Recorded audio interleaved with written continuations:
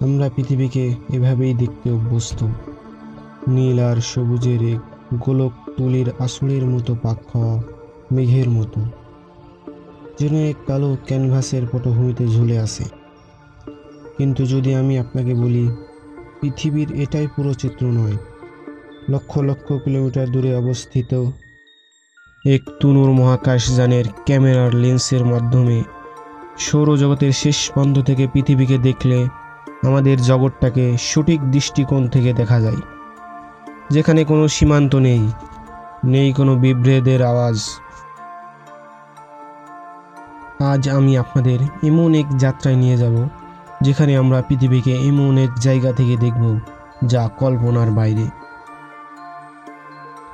1948 সালের 24শে ডিসেম্বর ইতিহাসের প্রথমবারের মতো 3 জন মহাকাশচারী চাঁদে প্রদক্ষিণ করেন। যখন তারা চন্দ্রপৃষ্ঠের অপর প্রান্তে এসে পৌঁছল, তাদের মধ্যে একজন বিল এডার্স জানালার বাইরে তাকালেন এবং দেখলেন চন্দ্র দিগন্তের উপর পৃথিবী উদিত হচ্ছে। প্রায় 384,000 কিলোমিটার দূর থেকে পৃথিবীকে দেখলে মনে হয় এক সূক্ষ্ম অলঙ্কারের মতো ভাসছে।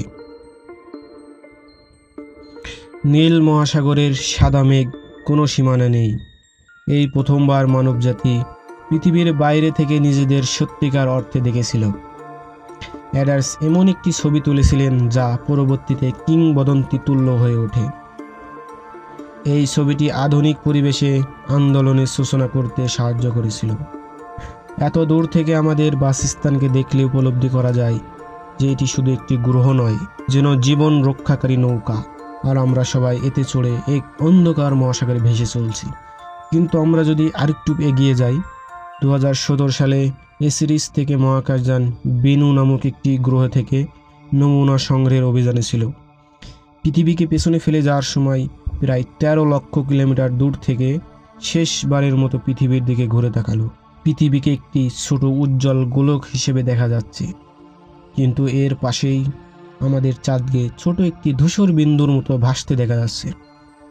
কিন্তু আরও একটু পেছনে গেলে 2013 সালে মে মাসে বিল এডার্স অ্যাপোলো 8 নিয়ে ইএসএর মার্স এক্সপ্রেস অভিযানে মঙ্গল গ্রহের কক্ষপথ থেকে পৃথিবীর একটি ছবি ধারণ করে, যা আমরা খুব কমই দেখতে পাই।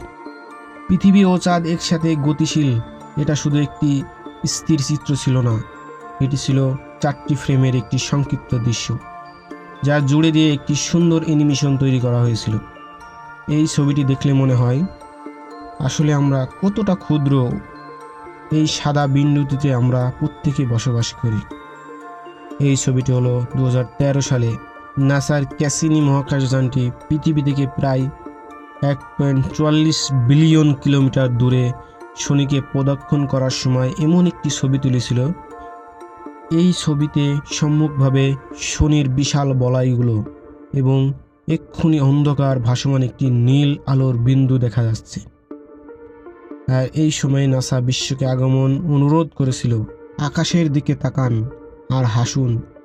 এই ছবিতে একটি গ্রহ দেখা যাচ্ছে যেখানে লক্ষ লক্ষ মানুষ বসবাস করে। সর্বশেষ এই ছবিটি হলো 1990 সালের ফেব্রুয়ারিতে ভয়েজার প্রায় 16 কোটি কিলোমিটার পথ অতিক্রম করেছিল। এটি নেপচুনকে অনেক আগেই পেছনে ফেলে সৌরজগৎকে ত্যাগ করছিল, আর সেখানে একটি মাত্র সূর্যে ধরা পড়ছিল। পৃথিবীকে মাত্র 0.2 পিক্সেল চওড়া এই ছবিটি ফ্যাকাশে নীল বিন্দু নামে বিখ্যাত হয়ে ওঠে।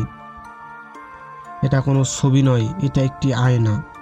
এটা আমাদের দেখায় আমরা কতটা ক্ষুদ্র এবং কতটা বিরল।